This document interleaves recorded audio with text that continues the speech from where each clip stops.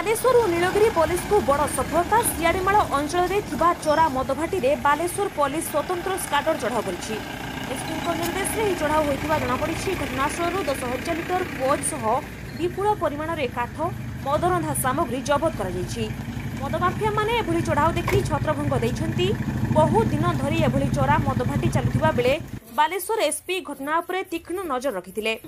SP Sudhanshu Shekhar मिश्रଙ୍କ निर्देश रे आज एडिशनल डीएसपी अनुप कारुंगो नेतृत्व में डीएसपी अमूल्यधर सहित एपीआर फोर्स चढ़ाऊ करथिले।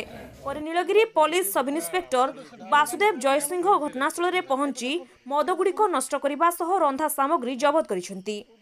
बालेश्वर जिला नीलगिरी चिन्मय साहू को रिपोर्ट, श्रीक्षेत्र न्यूज।